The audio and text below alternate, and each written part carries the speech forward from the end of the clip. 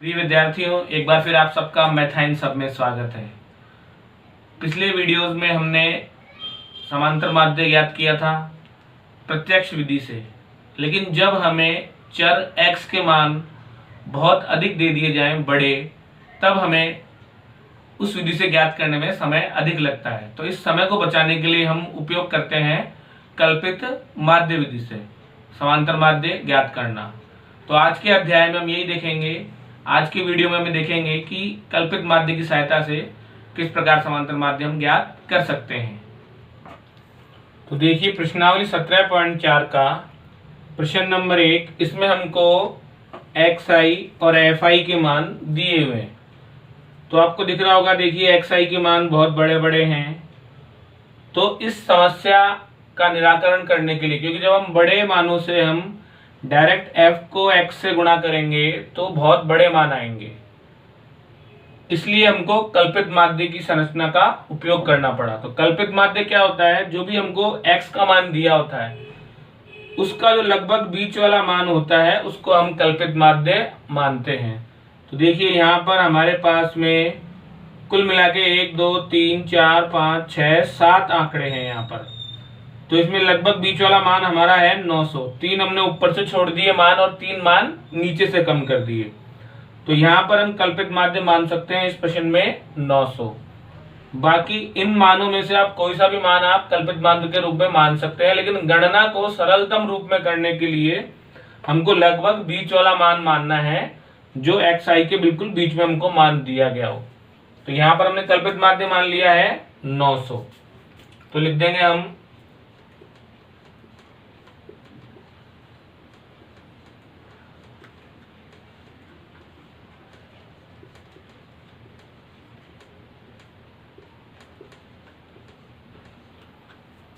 यहां कल्पित माध्य बराबर 900। अब इसके बाद में di अर्थात xi में से जब हम a का मान घटा देंगे, a मतलब कल्पित माध्य, कल्पित माध्य को हम लिखते हैं यहाँ पर a से, तो हमारे को प्राप्त हो जाएगा di अर्थात विचलन का मान।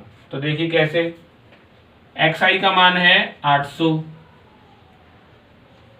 और कल्पित माध्य हमने माना है 900, तो हो जाएगा 800 माइनस 900 बराबर प्राप्त हो जाएगा 100, वो भी माइनस का, फिर 820 माइनस 900,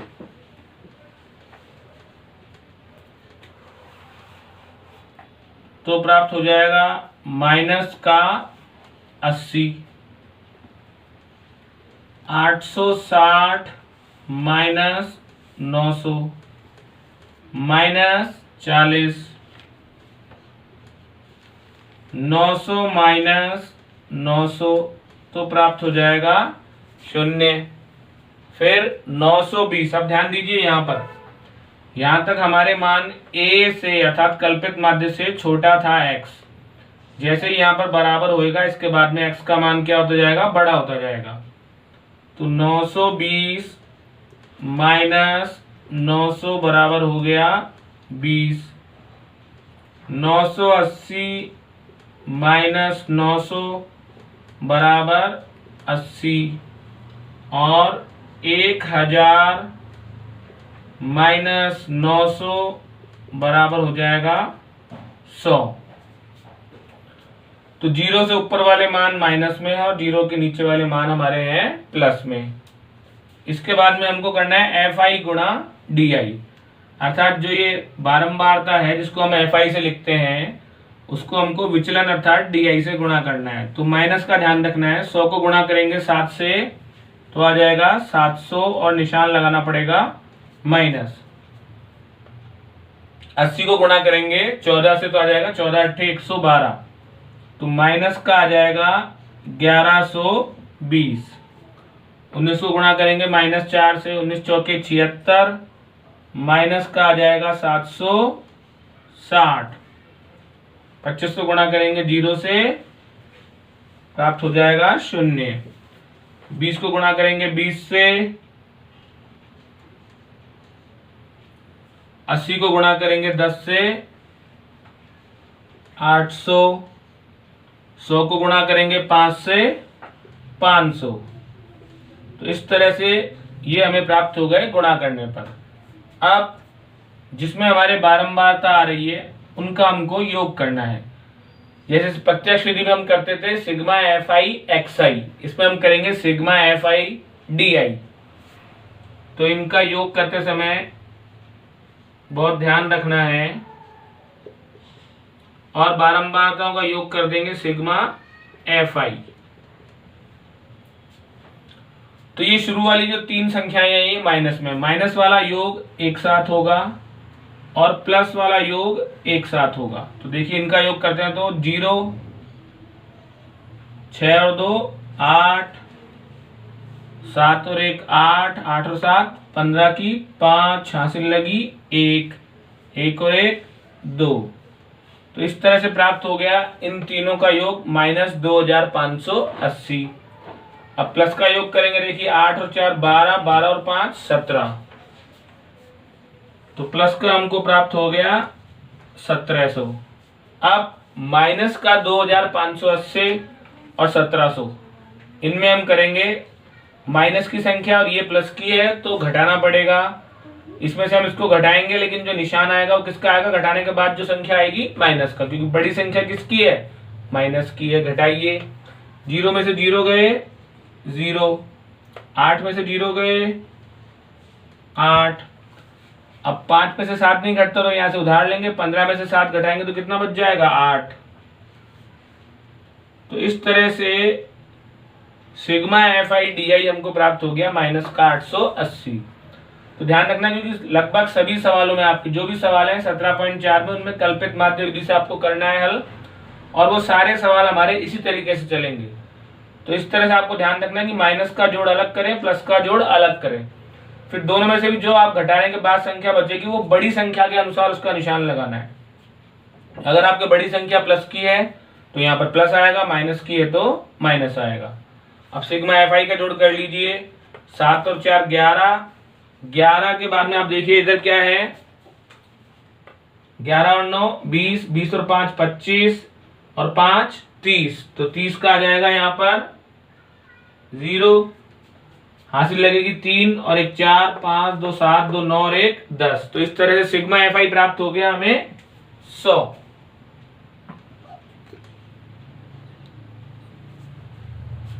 इसका आपको योग नहीं करना है, इसका भी आपको योग नहीं करना है। बहुत ध्यान रखना है कहीं जल्दबाजी में आप एक्स आई का योग कर दें या डी आई का योग कर दें, इनका योग नहीं करते हम। जिसमें बारंबारता आती है अर्थात एफ आई आता है उसका ही हमको योग करना है। तो सिग्मा एफ आई डी आई और सिग्मा एफ आई ज्ञात हो गए, ए का मान हमको मालूम ही है। अब कल्पित माध्य की सहायता से समांतर माध्य,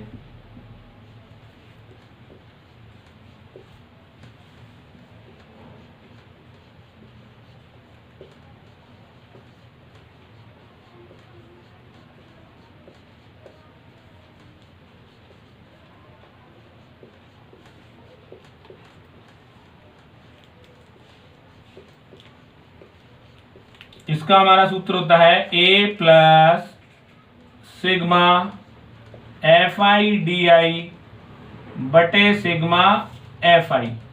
ये होता है कल्पित माध्य की सहायता से समांतर माध्य ज्ञात करने का सूत्र। देखिए ए अर्थात कल्पित माध्य हमने कितना माना था 900, तो बराबर में आ जाएगा 900 plus sigma F I D आई है -880 और सिग्मा एफ आई का मान है 100। क्योंकि ये मान हमारा माइनस में है इसलिए इसको हमको किस में लिखना है, कोष्टक में, क्योंकि जब हम प्लस को माइनस से गुणा करेंगे तो क्या हो जाएगा, माइनस हो जाएगा। तो यहां लिख देंगे 900 माइनस 880 बटा 100, 1 0 से 1 0 कट जाएगी, 88 बटा 10। अर्थात किसी भी संख्या के बटे में अगर एक शून्य होता है तो उसमें हम क्या करते हैं, दाईं ओर से एक अंक छोड़ के दशमलव लगा देते हैं, तो दशमलव आ जाएगा 8.8। तो इस तरह से अगर आप यहाँ पे माइनस लगाना भूल जाएंगे तो यहाँ पर ध्यान दीजिए फिर ये प्लस ही रहने वाला है, जबकि आएगा क्या यहाँ पर माइनस प्लस का गुणा माइनस।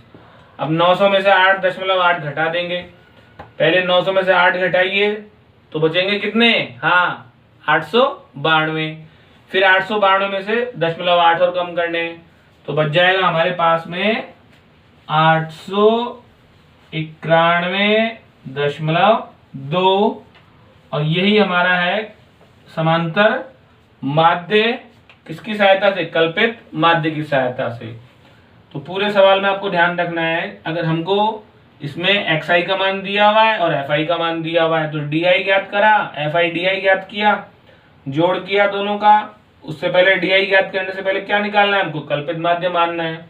जो इसका मध्य वाला मान है उसको कल्पित माध्य मान लेंगे और फिर सूत्र की सहायता से समांतर माध्य ज्ञात करेंगे। अब देखिए प्रश्न नंबर 3, इसमें हमको खर्च दिया हुआ है रुपए में और मजदूरों की संख्या दी गई है। तो खर्च इसमें हमको वर्ग अंतराल के रूप में दिया गया है। जो इससे पहले वाला प्रश्न था उसमें हमको डायरेक्ट x का मान दिया हुआ था, लेकिन इसमें हमको वर्ग अंतराल दिए हुए हैं। 100 से 150, 150 से 200, दिख रहा होगा आपको सब में 50-50 का अंतर है। तो पहले इसमें हमको x का मान ज्ञात करना पड़ेगा, जैसे हमने पिछली प्रश्नावली में किया था। xi अर्थात मध्यमान या वर्ग चिन्ह का मान ज्ञात, जो निम्न सीमा है और जो ऊपरी सीमा है उनको जोड़कर हम क्या कर देंगे, आधा कर देंगे, तो हमको किसका मान ज्ञात हो जाएगा, xi का। तो इस तरह से 100 और 150 250 होते हैं, 250 का आधा होता है 125, तो यहाँ पर हम क्या लिख देंगे, 125। फिर सब में अगर समान अंतर है, ध्यान दीजिए, सब में अगर समान अंतर है तो जो हमने पहला xi का मान निकाला उसमें आप वो समान अंतर जोड़ते जाइए और लिखते जाइए। नहीं तो आपको ध्यान है, जो हमारा बिल्कुल साधारण तरीका है वो क्या है कि निम्न सीमा और उच्च सीमा को आप जोड़ दीजिए और उसका आधा कर दीजिए, जिससे हमको किसका मान ज्ञात हो जाएगा, xi का मान ज्ञात हो जाएगा। तो इस तरह से इसका xi का मान है 125। वैसे भी आप अंदाजा लगा सकते हैं कि 100 और 150 के ठीक बीच में संख्या कौन सी आती है, 125 आती है। ऐसे 150 और 200 के बीच में कौन सी आती है, 175। 200 250 के बीच में 225। तो आपको दिख गया होगा, देखिए 50-50 का अंतर चल रहा है, तो आप सब में 50-50 जोड़ते जाइए और लिखते जाइए। 275, 325, 375, 425 और 475।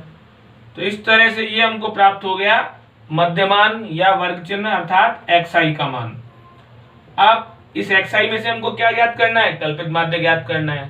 तो देखिए इसका लगभग बीच वाला मान, अब इसमें दो मान है बीच में, आप 275 और 325, इन दोनों में से कोई सा भी मान आप क्या मान सकते हैं, कल्पित माध्य।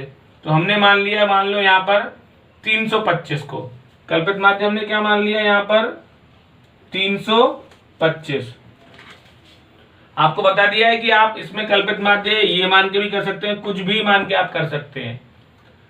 मैं आपको 325 मान के करवा रहा हूं, आप इसको इसी तरह से कीजिए। फिर जब आप दोबारा करें इन सवालों को तो आप कुछ और मान के भी कीजिए और जांच कर लीजिए कि हमारा उत्तर वही आ रहा है कि नहीं आ रहा। आपका उत्तर बिल्कुल वही प्राप्त होगा, चाहे आप इनमें से कोई सी भी संख्या कल्पित माध्य माने। तो कल्पित माध्य हमने मान लिया 325। अब हमको ज्ञात करना है विचलन di बराबर xi माइनस a, अर्थात इस xi में से हम किसको घटाएंगे, 325 को घटाएंगे। तो पहला 125 माइनस 325 तो प्राप्त हो जाएगा, देखिए कितना, 200, वो भी माइनस का। फिर 175 माइनस 325 तो प्राप्त हो जाएगा 150 माइनस का। फिर 225 माइनस 325 माइनस का 100। फिर क्या अगला 275 माइनस 325।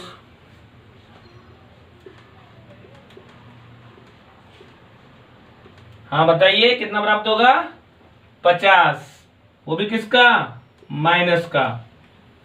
अब 325 माइनस 325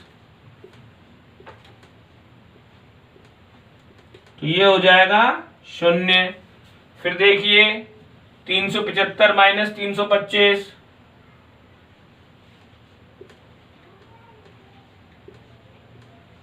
तो प्राप्त हो जाएगा 50, फिर 425 माइनस 325 तो प्राप्त हो जाएगा 100, फिर लास्ट 475 माइनस 325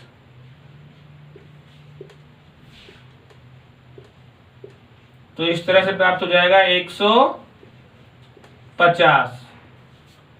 तो इस प्रकार आपने देखा कि यहाँ पर हमको किस तरह से मान प्राप्त हुए। हमने कल्पित माध्य माना था 325, तो 325 जब तक है वहां पर हमारा जीरो आएगा, जीरो से इसके ऊपर वाले मान ऋणात्मक और बाद वाले क्या आएंगे धनात्मक।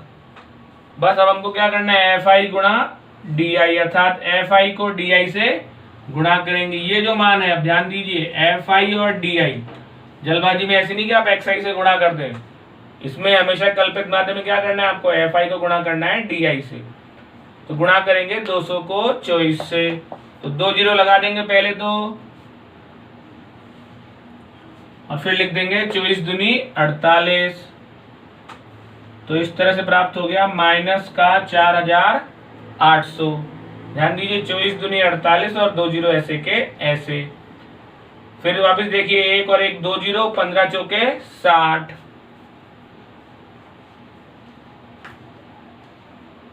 तो माइनस का आ गया 6000। फिर देखिए 33 को गुणा करेंगे -100 से, तो कितना हो जाएगा -3300।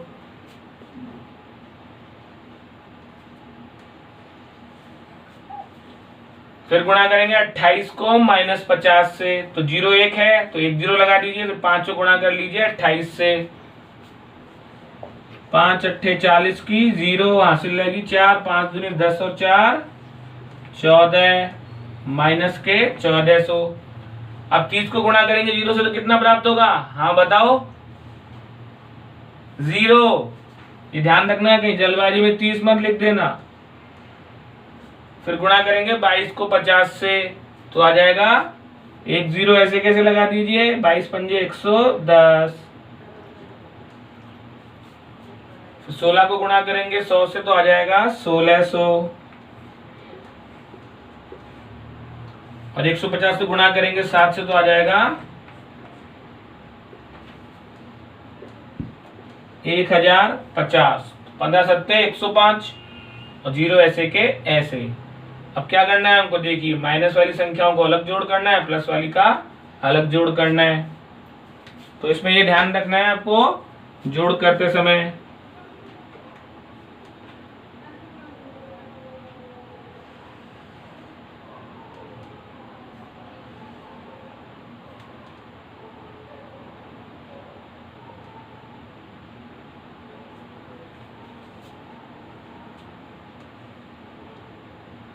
तो ये हमारे संख्याएं हैं माइनस वाली, इनका जोड़ कर लीजिए। देखिए 2 जीरो तो ऐसे के ऐसे आपके पास में है, फिर 8 और 3 11 और 4 15 की 5 हासिल लगी 1 और 4 5 और 6 11 और 3 14 और 1 15। तो इस तरह से माइनस का प्राप्त हो गया 15500। प्लस का देख लीजिए अब कितना आ रहा है, 50, 6 और 1 7, 1 और 1 2 और 1 3, प्लस का प्राप्त हुआ 3750। तो बड़ी संख्या किसकी है इसमें देखिए ध्यान से, बड़ी संख्या है माइनस की 15500, छोटी संख्या प्लस की 3750। तो जो सिग्मा FI DI प्राप्त होगा वो भी किसमें प्राप्त होगा, माइनस में प्राप्त होगा। देखिए कितना, 0 में से 0 गए, फिर 0 में से 5 नहीं कटता 10, 1 हासिल लिया, 10 में से 5 गए 5, यहाँ पे रह जाएगा 4, घटेगा नहीं, यहाँ से हासिल लेंगे, 14 में से 7 गए 7, अब यहाँ से हासिल ले लिया था, कितना रह गया 4, 4 में से 3 गए 1, और ये 1 ऐसे के ऐसे। लेकिन ये जो प्राप्त हुआ हमको किसमें प्राप्त हुआ है, माइनस में। तो ये ध्यान रखना है आपको, यहाँ पर आपको क्या लगाना है, माइनस लगाना है जरूर। तो सिग्मा FI DI कितना प्राप्त हो गया हमको, -11750। तो ये चीज आपको ध्यान रखनी है बस। कि घटाते समय आपको यहाँ पर क्या करना है, जो संख्या बड़ी है उसका निशान लगाना है। अब सूत्र लिख देंगे कल्पित माध्य की सहायता से समांतर माध्य का। तो समांतर माध्य बराबर a plus sigma F I D I बटा सिग्मा एफ आई। देख लीजिए यहाँ पर हमने सिग्मा एफ आई डी आई प्राप्त कर लिया, सिग्मा एफ आई और कर लेते हैं। 4 और 3 7, 7 और 8 15 और 2 17 और 6 23 और 7 30 की 0 हासिल लगी। 3 2 5 4 9 3 12 2 14 3 17 2 19 और 1 20। तो सिग्मा एफ आई प्राप्त हो गया 200 और सिग्मा एफ आई डी आई मान रख देंगे। सबसे पहले कल्पित माध्य 325 प्लस माइनस 11,750 बटे सिग्मा एफ आई कितना है 200। एक 0 से एक 0 कट जाएगी, प्लस माइनस का गुणा क्या हो जाएगा माइनस। अब क्या करना है हमको 1175 में 20 का भाग देना है। 1175 भाग 20 भाग दीजिए। देखिए 20 पंजे 100, 17 बच गए, 175 हो गए, 20 अट्ठे 160,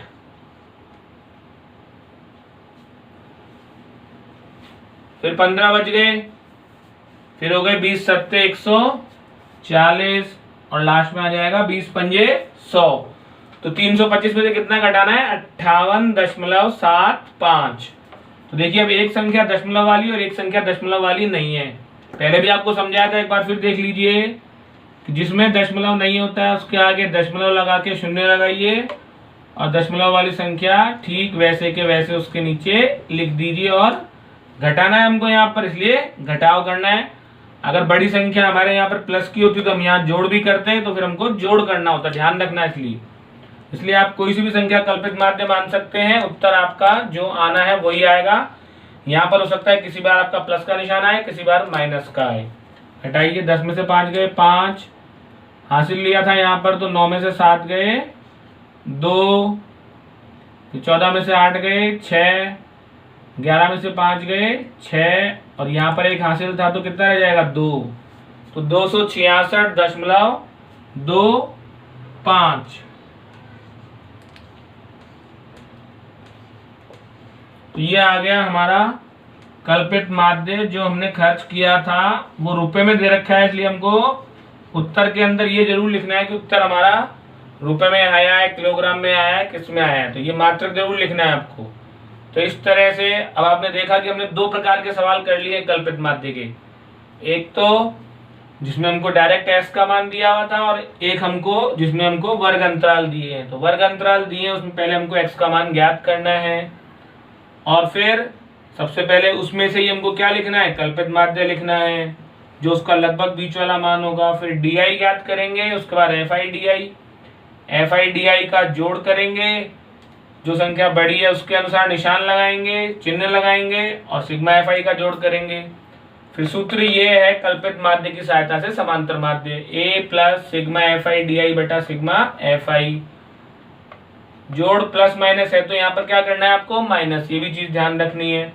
फिर पहले आपको जोड़ बाकी नहीं करना है इन दोनों का, पहले आपको इसमें हमेशा भाग देना है, उसके बाद आपको इस संख्या से जोड़ या बाकी करना है। भाग देने के बाद में जो भी प्राप्त होगा, अगर दशमलव वाली संख्या है तो उसको आप इस तरह से लिख के रफ में घटा के उत्तर लिख सकते हैं।